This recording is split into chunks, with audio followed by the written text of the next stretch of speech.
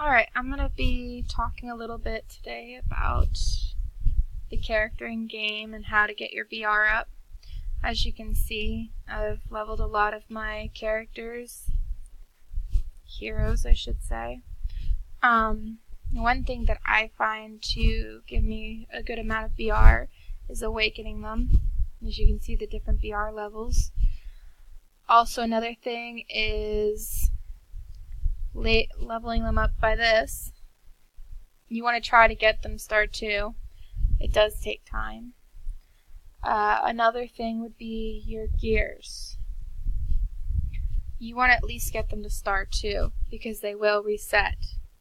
So until you get an infinity sword and whatever and you feel confident enough that you want to go to star 2, I would suggest start working on that, but I'd also recommend working on your weapons beforehand. That gives a lot of VR. As well as the relics. As you can see, I've only leveled up a few of them, but the few that I did level up gives me a good amount. But because this isn't +6, it's not going to give me that much. This actually gives me a little bit more. The other thing is, you want to make sure that your relic matches up with your heroes, so that you get more benefit out of it. So, like, if I went to this relic, there is no benefit for my heroes, so it would be pointless to level it up. But you can still level these up and it gives you VR. Just make sure that you're using the right one and it's giving benefit to your character.